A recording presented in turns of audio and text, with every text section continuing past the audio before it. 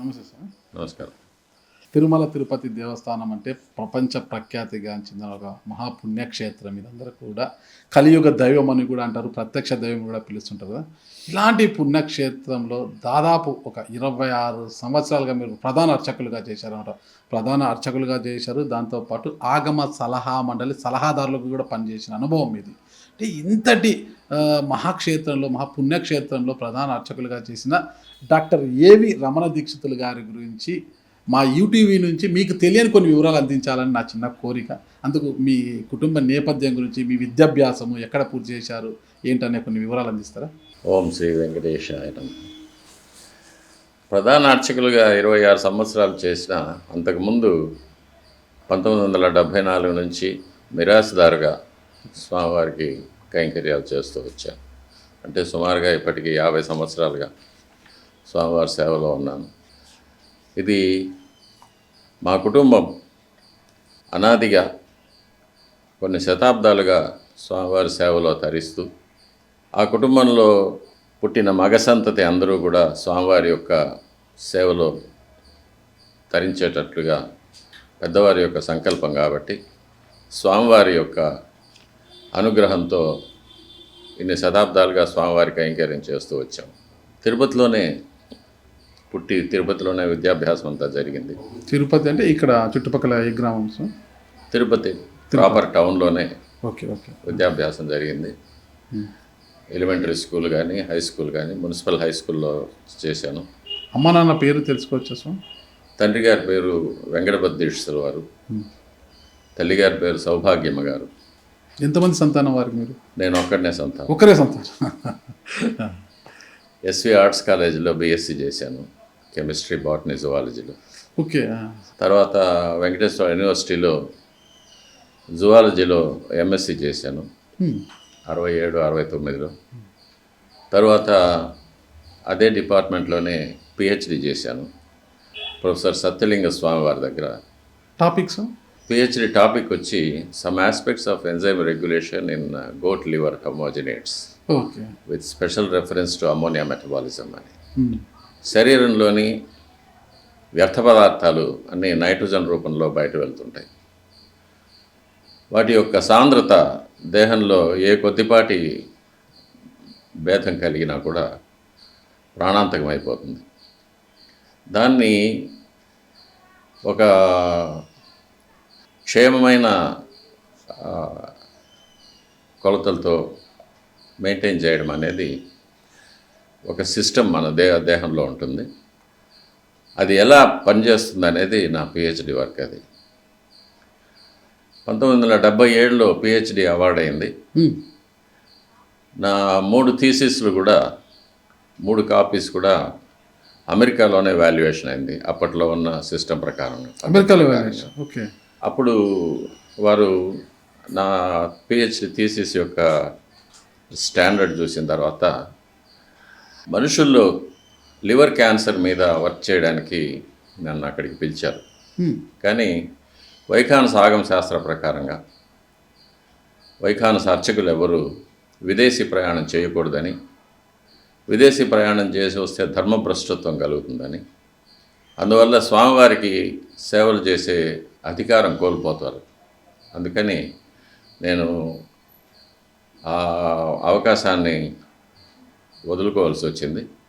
అదే సమయంలో మా తండ్రి గారు పరంపదించడం వల్ల నేను శ్రీవారి కైంకర్యాల్లోకి ప్రవేశించవలసి వచ్చింది. అది 1974లో పిహెచ్డి చేసేటప్పుడే జరిగింది.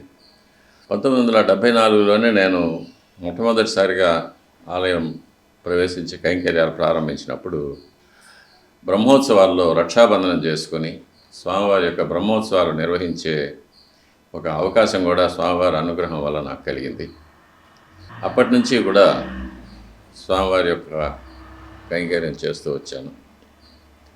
అలాగే నేను పిహెచ్డి చేసిన సబ్జెక్టు మాలిక్యులర్ బయాలజీ అంటారు. అందులో కూడా టచ్లో ఉండి, అందులో ప్రపంచవ్యాప్తంగా దాని మీద ఎటువంటి పరిశోధనలు జరుగుతున్నాయి, ఏమేమి డెవలప్మెంట్స్ జరుగుతున్నాయి అనేది కూడా నేను చదువుతూ ఉంటాను. ఇప్పటికీ కూడా. అత్యంత ప్రధానం అనేది స్వామివారి యొక్క కైంకర్యం. నేను పిహెచ్డి చేసిన అనుభవం వల్ల నాకు ప్రతిదీ తరచి ఆలోచించి లోతుగా వెళ్ళి అధ్యయనం చేసి అర్థం చేసుకునే అలవాటు ఉంది కాబట్టి వైఖానస ఆగమ శాస్త్ర ప్రకారంగా జరిగే ఆరాధనల్లో కూడా వాటి అర్థం, అంతరార్థం, పరమార్థం మొదలైన వాటిని తెలుసుకోవడానికి ఎప్పుడూ ప్రయత్నం చేస్తూ ఉంటాను. ఇందులో నాకు తెలిసిన ఒక మహత్తరమైన విషయం ఏంటంటే, ప్రాచీనులైన మన మహర్షులు, అది వైఖానస ఋషులు కానీ లేక ఇతర మహర్షులు కానీ బ్రహ్మర్షులు కానీ వారందరూ కూడా వారందరి యొక్క విద్య, సాంకేతిక పరిజ్ఞానం ఇవన్నీ కూడా ఇప్పటి మానవుల కన్నా ఎన్నో రెట్లు అధునాతనమైందని, వారి యొక్క దృష్టి ఎప్పుడూ కూడా సర్వమానవ కళ్యాణం, మన భూమండలం యొక్క పరిరక్షణ, పర్యావరణ రక్షణ, జీవరాశుల నుంచి అన్నిటినీ కూడా రక్షించి మానవ కళ్యాణం కోసం పాటుపడతారు. జాతి మత భేదాలు లేకుండా సర్వమానవ సమానత్వం, ఇవన్నీ కూడా వారు ఎప్పుడూ పాటిస్తూ వచ్చేవారు. ఇది మనం ముఖ్యంగా వారి దగ్గర నుంచి నేర్చుకోవాల్సిన విషయాలు ఇవన్నీ. ఇంతేకాకుండా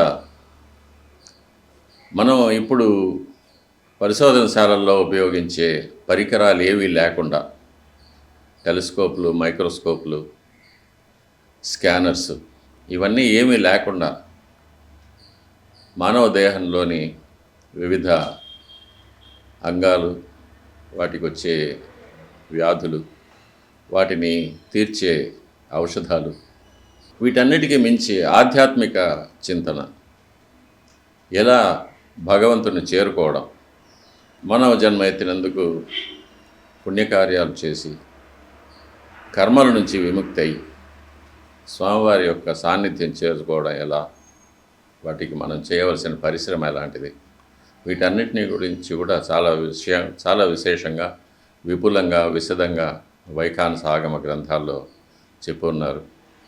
అది నేను నేర్చుకుంటూ ఉన్నాను. నిత్య విద్యార్థి మీరు. మనిషి పుట్టినప్పటి నుంచి చనిపోయే వరకు ప్రతిరోజు ఏదో కొత్త విషయం నేర్చుకుంటూనే ఉంటాడు. మనిషి ఎప్పటికీ నిత్య విద్యార్థి. కాబట్టి దీనివల్ల నేను పిహెచ్డి చేసిన అనుభవం వల్ల, నేను స్వామివారి కైంకర్యం చేసే అవకాశం వల్ల నా దృక్పథం, నేను ప్రపంచాన్ని చూసే విధం ఎంతగానో మారిపోయింది.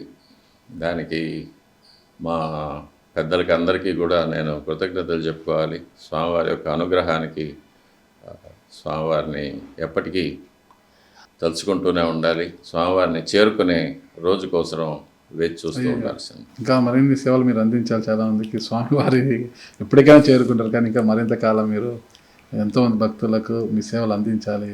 అప్పుడే అలా కోరుకోవద్దండి. ఇవన్నీ అశాశ్వతం అనేది ముఖ్యమైన విషయం. స్వామివారి పేరు మీ నోటి నుంచి వస్తుంటే మీ కళ్ళు చెమరుస్తున్నాయి. స్వామివారి పట్ల మీకున్న ఆరాధన, దైవము, విశ్వాసము, అదన్నీ కూడా ఇవన్నీ అశాశ్వతం, భౌతికమైనది.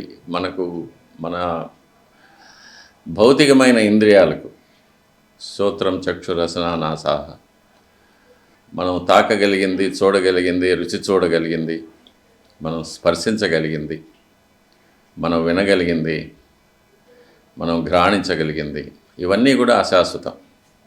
వీటన్నిటికీ మించి ఒక పరమాత్మ ఉన్నాడు. ఆయన చేరుకోవడమే మానవుల లక్ష్యం. ఈ ఆత్మ ఎన్నో లక్షల జన్మలు ప్రయాణం చేసి, ఎన్నో కర్మలు చేసి, చివరిగా ఆ జ్ఞానం కలిగి ఆ కర్మ నుంచి విముక్తి తిరిగి పరమాత్మలో ఐక్యమైపోయే సాయుధ్యం అనే పరమపదాన్ని పొందగలిగినప్పుడే అది మనిషి యొక్క ఆత్మకు ఒక శాశ్వతత్వం కలుగుతుంది. ఆత్మ ఎప్పటికైనా ఆ పరమాత్మని చేరుకోవాల్సిందే.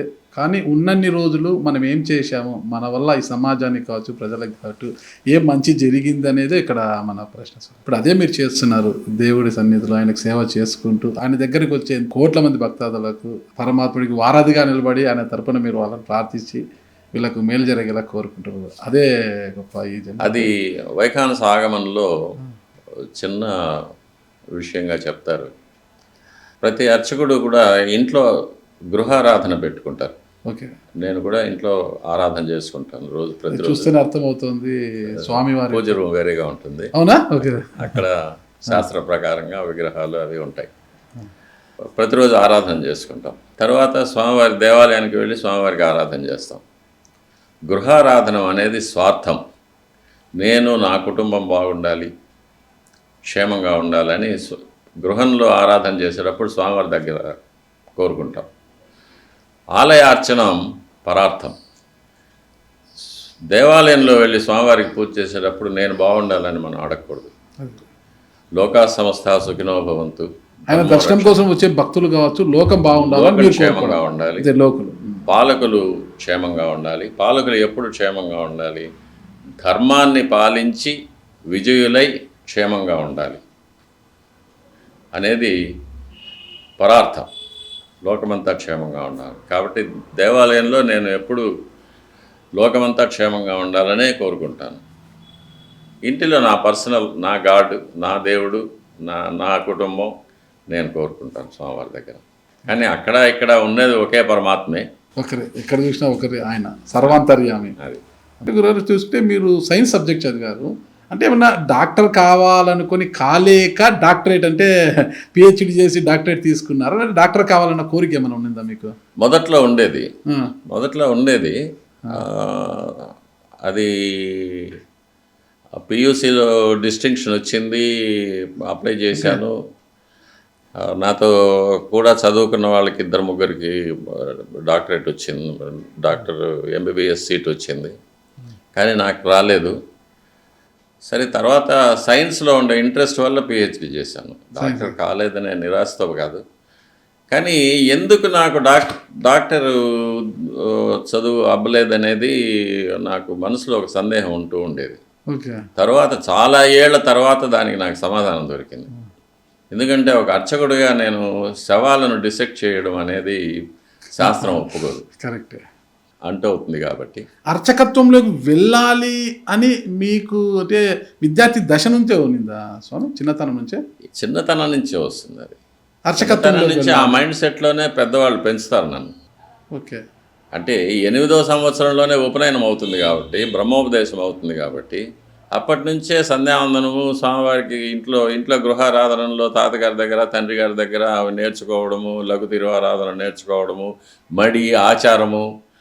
స్కూల్కి వెళ్ళి వస్తే, ఎలిమెంటరీ స్కూల్ అయినా సరే వెళ్ళి వస్తే ఆ బట్టలు బయట వదిలేసి మళ్ళీ లోపలికి వెళ్ళి వేరే బట్టలు కట్టుకోవడం, ఎంగిల్ చేయకుండా ఉండడము, ఎక్కడంటే అక్కడ తినకుండా ఉండడము, రాత్రిపూట ఎక్కువ బయట తిరగకుండా ఉండడము, సాయంకాలం 6 గంటలైతే ఇంటికి వచ్చేసేయాలి ఎక్కడ ఆడుకున్నా.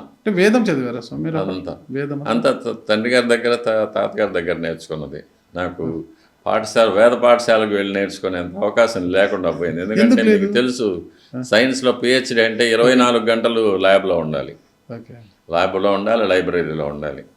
ఇంట్లో ఉండే టైం కూడా చాలా తక్కువ. అది యుక్త వయసు. పిహెచ్డి అన్నప్పుడు యుక్త వయసు. అంటే వేదం అనేది చిన్నతనంలోనే మనము కొంతమంది వేద పాఠశాల, అదే ఇది ఆరాధన అది చిన్నప్పటి నుంచి నేర్చుకున్నాం ఇంట్లోనే. వేదమే, ఆగమ శాస్త్రమే వేదమే. ఓకే, యజుర్వేదమే ఆగమం. ఓకే, ఆ వేద మంత్రాలే ఆగమనంలో మేము రోజు స్వామివారికి వేద పాఠశాల, ఇల్లే పాఠశాలగా తండ్రే గురువుగా మీరు నేర్చుకున్నారు. అది చాలా కుటుంబాల్లో జరిగేది. చాలా కుటుంబాల్లో. యూనివర్సిటీలు అంటే ఎస్వి యూనివర్సిటీ ఈ రాష్ట్రానికి, దేశానికి ఎంతో మంది పెద్ద పెద్ద నాయకులను అందించింది. అంటే మీరు పిహెచ్డి చేసే రోజుల్లో, మీరు ఎస్వి యూనివర్సిటీలో ఎంఎస్సి కానీ పిహెచ్డి చేసే రోజుల్లో, అంటే మీతో పాటు ఎవరు చదువుకునేవారు? అంటే ఇప్పుడు అదే రోజుల్లో రాజశేఖర రెడ్డి గారు గుల్బార్గా నుంచి ఇక్కడికి ట్రాన్స్ఫర్ అయ్యి వచ్చారు. ఇక్కడ డాక్టర్ చేసి ఎంబీబీఎస్ చేసేవారు. చంద్రబాబు నాయుడు గారు ఇక్కడే పీజీ చేశారు. పెద్దిరెడ్డి రామచంద్రారెడ్డి గారు ఇక్కడే చదువుకున్నారు. ఇప్పుడున్న వాళ్ళందరూ కూడా మీతో పాటు చదువుకున్నారు స్వామి? చంద్రబాబు నాయుడు గారు, పెద్దిరెడ్డి గారు అందరూ నాకు ఒక 2 సంవత్సరాలు 3 సంవత్సరాలు జూనియర్స్గా చేశారు. నేను పిహెచ్డి చేసేటప్పుడు వాళ్ళు ఉన్నారు. ఎంపీలు చేశారు వాళ్ళు ఉన్నారు. మోహన్ బాబు గారు ఉన్నారు, మోహన్ బాబు. ఎస్పి బాలసుబ్రహ్మణ్యం నాతో పాటు చదివారు. మీతో పాటు మీ క్లాస్ ఆర్ట్స్ కాలేజీలో డిగ్రీలో చేశారు. ఈ మధ్య న్యూయార్క్లో కూడా మాట్లాడుతూ చెప్పారు నా క్లాస్మేట్ రమణ దుష్టులని. కాబట్టి అంటే డిగ్రీలో క్లాస్మేట్ ఒకటే క్లాస్. అవును. ఓకే, సైన్స్ ఆయన కూడా బిఎస్సీ. రాజశేఖర రెడ్డి గారితో పరిచయం ఉంది, ఆయన మెడిసిన్ బయట చదివారు కదా. రాజశేఖర రెడ్డి గారితో పరిచయం ఉంది కానీ నాతో చదవలేదు ఆయన. ఓకే, ఆయన బయట పరిచయం ఉంది. బయట పరిచయం. ఎలా పరిచయం ఉండేది బయట ఆయన? పరిచయం చాలా అభిమానంగా ఉండేది. అంటే బయట కదా ఆయన చదివింది, ఇక్కడ యూనివర్సిటీ అంటే మీరు ఆయన ఇక్కడ లేదు, ఇక్కడ చదవలేదు. అదే అదే తిరుపతికి వచ్చి మెడిసిన్ పూర్తి చేశారు కదా. గుల్బర్గా నుంచి ఇక్కడికి ఏదో ట్రాన్స్ఫర్ అయ్యి వచ్చారు. నాకు పరిచయం, నాకు మెడికల్ కాలేజ్తో పరిచయం లేదు. ఆర్ట్స్ కాలేజ్ యూనివర్సిటీ అయితే పరిచయం. మరి ఆయన ఎలా పరిచయం మీకు అప్పుడు విద్యార్థి దశలో రాజశేఖర రెడ్డి గారు? విద్యార్థి దశలో పరిచయం లేదు. తర్వాత సీఎం అయిన తర్వాత, సీఎం కావడానికి ముందు పరిచయం అయ్యారు అంతే. ఓకే, అదే గురుగారు పిహెచ్డి చేశారు, థీసిస్ అమెరికాలో థీసిస్ మీద ఇది జరిగింది, అంత జరిగిందా? అంటే ఒక సూటు బూటు వేసుకుని టక్ చేసుకొని ప్రొఫెసర్గా వెళ్ళకుండా స్వామివారి సేవకే పాత్రలు కావాలని ఎందుకు అనుకున్నారు? ప్రొఫెసర్ ఇది అసలు ఇది కదా, దాన్నే విధి అంటారు. అంటే చిన్నప్పటి నుంచి ఎంత చదివినా అర్చకుడు కావాలనేది ఒకటి. అంటే మన అలవాట్లన్నీ కూడా దాని ప్రకారమే ఉంటుంది. ఇంట్లో పెద్దవాళ్ళు అలాగే పెంచుతారు. బయట ఎక్కడ ఏది ఆహారం తీసుకోకూడదని, ఫ్రెండ్స్ కూడా సెలెక్ట్ చేసుకోవాలి. తర్వాత ఎక్కువ బయట తిరగకూడదు అనేది, మనం మాట్లాడే భాష కూడా ఉంటుంది, వల్గర్గా మాట్లాడకూడదు అనేది ఉంటుంది. అంటే ఎప్పటికైనా నేను అర్చకుడు కావాల్సిందే అనే మైండ్ సెట్లో ఉండిపోతాం. పిహెచ్డీ చేసినా కూడా అర్చకుడు కావాల్సిందే అనే మైండ్ సెట్. అందులో ఒకే కొడుకు కాబట్టి, నేను తప్ప ఇంకెవరు లేరు కాబట్టి, మీ వంశస్థులు అర్చకత్వంలోనే ఉంటున్నారు కాబట్టి. అవును, కాబట్టి నేను తప్పకుండా చేయాల్సి వచ్చింది. సార్, మీ అర్చకత్వం వంశస్థులు ఎన్ని దశాబ్దాలుగా ఇక్కడ చేస్తున్నారు? అసలు ఆగమ శాస్త్ర ప్రకారంగా, వెంకటాచల మహత్యం ప్రకారంగా స్వామివారి ఎప్పుడైతే భూమి మీద అవతరించారో ఆ రోజు నుంచి వైఖానస ఆగమ శాస్త్ర ప్రకారంగా స్వామివారికి ఆరాధనలు జరుగుతుంది. కాబట్టి స్వామివారు స్వయంభవ మన్వంతరంలో వేయించేశారు భూలోకానికి. స్వయంభవ మన్వంతరం ఇప్పుడు వైవస్వత మన్వంతరం జరుగుతుంది శ్వేతవరాహ కల్పంలో. అంటే స్వామివారు సుమారుగా 170 కోట్ల సంవత్సరాల ముందు స్వామివారు భూలోకానికి అవతరించారు.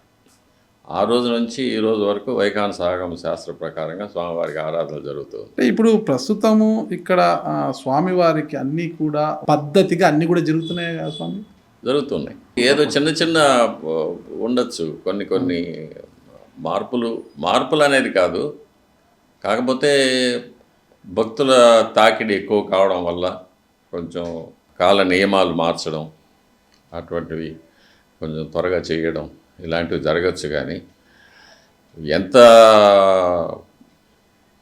అవసరం పెట్టినా అర్చకులు మాత్రం శాస్త్ర ప్రకారంగా వీలైనంత వరకు జరుపుతూనే ఉన్నాం.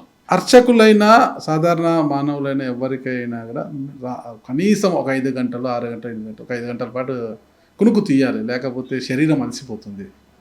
అలాంటిది కలియుగ దైవము, ఆయన కూడా మానవ మాత్రమే అంటారు, ఒక దైవం ఆయనకు అసలు కంటి మీద కునుకు లేకుండా పోతుంది.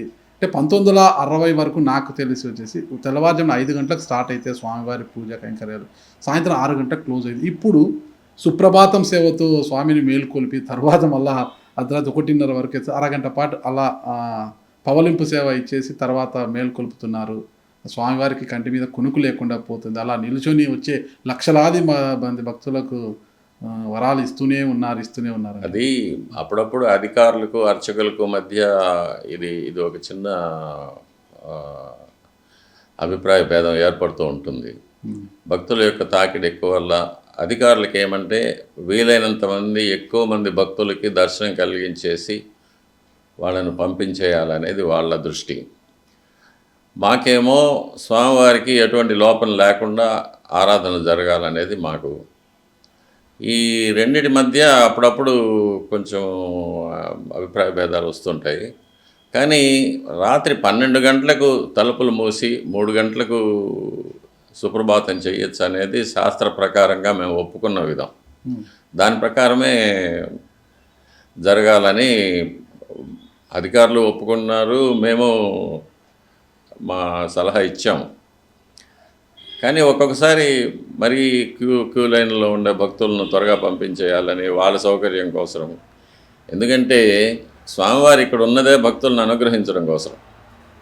కాబట్టి ఆయనకు భక్తులను అనుగ్రహించి త్వరగా చేయాలనేది ఆయనకు ఒక సంతోషకరమైన విషయమే. కాబట్టి కొంచెం కొన్ని నిమిషాలు ఇలా అలా జరుగుతూ ఉంటుంది. పాలకుడు ఉన్నది కూడా రాష్ట్ర ప్రజలను పాలించడానికే. మరి పాలకుడు 24 గంటలు కూడా సమాజ హితం కోసమే పాటుపడుతుంటారా స్వామి? ఆయనకు ఒక సమయం ఉంటుంది, సార్ బిజీ లేదు, ఈ టైం లేదు అంటుంటారు. పాలకుడు అంటే ఈయన కూడా ఒక పాలకుడే. లోక కళ్యాణం కోసము, లోక హితం కోసము పాటుపడే పాలకుడు ఈయన. ఈ పాలకుడికేమో కరెక్ట్ సమయం వచ్చింది, రాత్రి 9 అయినా 8 అయినా ఇక నో అపాయింట్మెంట్స్. పాలకులకు ఎవరికైనా కూడా పొద్దున మళ్ళా సార్ ఎప్పుడు లేసి వస్తే అప్పుడే అపాయింట్మెంట్. మరి ఈ పాలకుడికి సమయము ఏమి ఉండదా, కునుకుండదా, విశ్రాంతి ఉండదా? ఈ పాలకుడు ఇది లౌకికమైన ప్రశ్న. ఇది దీనికి నాకన్నా వాళ్ళ అధికారులే బదులు చెప్పడానికి అర్హులు, నేను చెప్పడానికి లేదు. స్వామివారి సేవలో నిత్యం ఆయన సేవ చేసుకుంటూ మీరు ప్రధాన అర్చకులుగా పనిచేశారు. అంటే ఆగమ సలహా మండలిలో కూడా ఎన్నో సలహాలు ఇచ్చిన వారు మీరు. అంటే మీలాంటి పెద్దలే చెప్పాలి ఇది. అదే చెప్పాను కదా, 12 గంటలకు తలుపులు వేసి 3 గంటలకు సుప్రభాతం చేయవచ్చని మేము ఒప్పుకున్నాం. శాస్త్రాన్ని అనుసరించే చెప్పాము ఆ మాట కూడా. కాకపోతే కొన్ని పరిస్థితుల వల్ల అలా జరుగుతూ ఉంటుంది.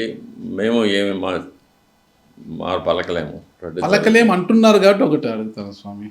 మొత్తం కూడా ఇక్కడ పాలక వ్యవస్థ ఇదంతా కూడా ఆగమ సలహా మండలి ఇచ్చే సూచనలు సలహాల ప్రకారమే నడుచుకుంటారా, లేదు మీరు చెప్పేది ఏంటి మేము చెప్పినట్టు జరగాలనుకుంటారా? మీరు ఇబ్బందికరమైన ప్రశ్నలు వేయాలని చెప్పారు. అయ్యో లేదు గురుగారు చెప్పారు కాబట్టి కొన్ని ప్రశ్నలకు నేను సమాధానం చెప్పలేను. ఓకే. మనిషికైనా దేవుడికైనా ఆయన కలియుగ దైవం అంటారు కదా. 3 పూటల భోజనం పెట్టాలి.